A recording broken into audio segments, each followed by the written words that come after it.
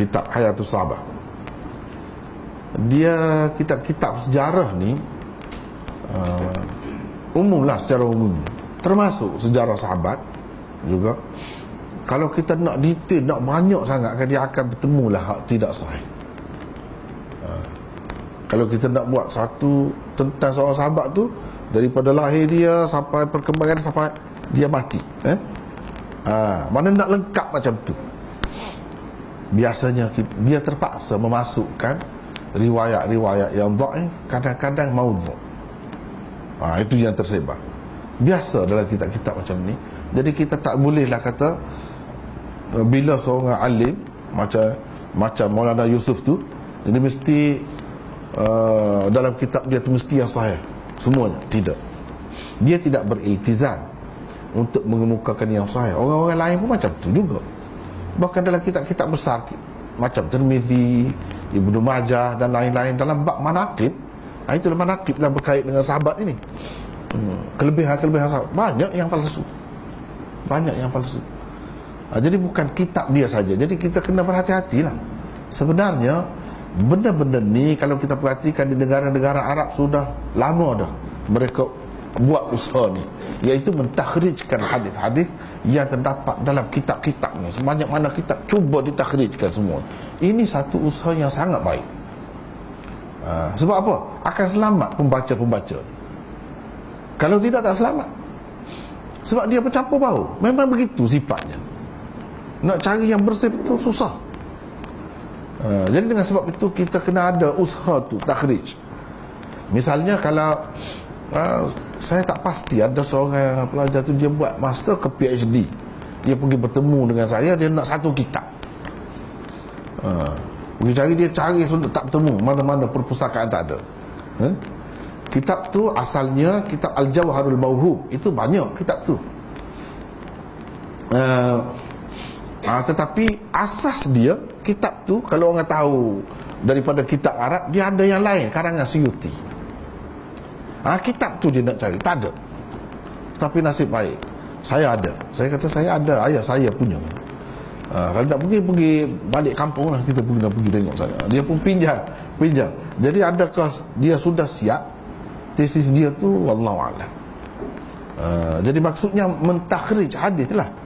Sebab Jawharul Mauhub tu kitab hadis yang dipakai lah di tempat kita. Kalau dia ajar kitab hadis, dia ajar kitab tu lah. Sepatutnya kitab itu atau kitab-kitab lain ditakhrij semuanya. Barulah kita tahu ini kedudukannya macam mana. Ada asal ke, tak ada asal ke, maudhu' ke. Barulah macam tu, barulah betul. Kalau tidak, dia akan jadi keliru lah orang ramai ni. Yang nak baca tu, benda tu banyak juga pengajarannya.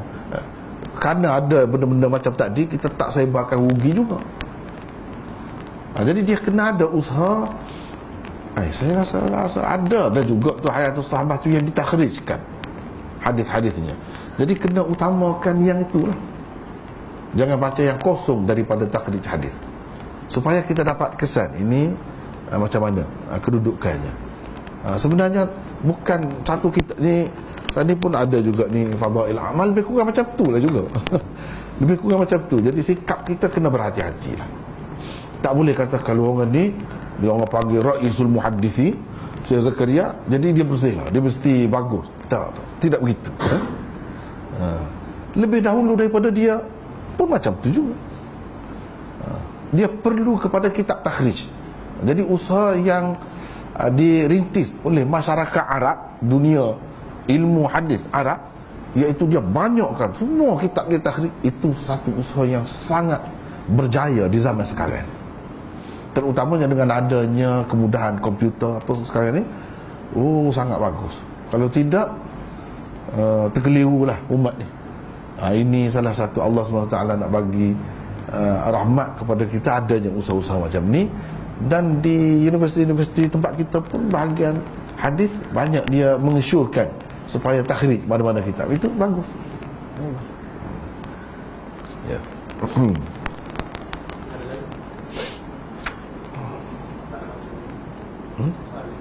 Tak, lebih kurang tadi lah. Komen tentang kitab-kitab tasawuf dan fadailul a'mal yang dia ajar di masjid.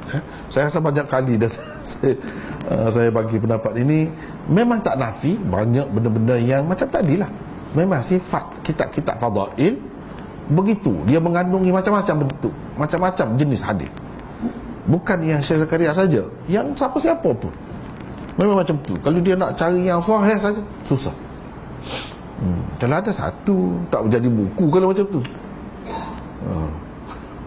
Dan kalau nak buat banyak, lebih terperinci, sama ada berkenaan dengan sejarah sahabat ke ataupun fadilat apa-apa, dia tak dapat, tidak akan masuklah yang macam tadi. Cuma tanggungjawab kita kena jangan taksub satu. Jangan taksub. Tak boleh pakai semua sekali lah. Yang tak betul jangan pakai. Kena dengar juga orang lain. Kadang-kadang kita ni, kalau kita terlalu puja lah, kita kata puja lah, atau minat sangat kepada seseorang, kita kagum sangat dengan ilmu dia, seolah-olah yang dia tu betul semua. Itu silap. Jangan anggap begitu. Jangan anggap begitu. Syekh Zakaria memang seorang yang hebat, tapi dalam masalah ni banyak dia tergelincir. Dia tergelincir. Jadi kita kena dengar juga apa pendapat, kata orang lain, komen orang lain. Orang lain tu dia alim juga, dia pun nak jaga agama juga, dia pun nak kebaikan umat juga. Jadi kita kena ambil kira lah. Kena ambil kira. Jadi yang meragukan itu jangan ambil daripada sesiapa pun. Yang baik daripada dia banyak, dia lebih daripada orang lain, baik, kena hormat lah. Jangan sampai yang baik dia tu, bila kita tak terima dia, habis semua kita tolak. Mana nak cari orang yang sempurna? Tak boleh. Saya tak suka sikap macam tu. Tak akan dapat orang yang semuanya beres, kita kata semuanya betul, semuanya baik, tak ada salah. Tak ada macam tu. Allah. Ya. Sama juga. Memang dia kalau kata kitab tasawuf, dia mesti ada benda baru. Macam itulah mudahnya. Tapi orang tasawuf mungkin marah kalau dengan kita kata begitu. Dah betul. Yang kemuncaknya kitab Ihya Ulumuddin. Berapa banyak? Kitab Ihya Ulumuddin itu asasnya Qutul Qulub. Sekarang ni saya tengok Qutul Qulub tu pula diterjemah. Qutul Qulub tu banyak sangat, ada maudhu' dalam tu. Itulah asas pada Ihya Ulumuddin tu. Kadang-kadang ibarat dia tu betul-betul sama, betul-betul dia ambil situ. Nampak sangat. Abu Talib Al-Makki, Abu Talib Al-Makki, dia mesti ada benda-benda macam ni, kena beringat. Kalau dalam kitab-kitab tasawuf mesti ada.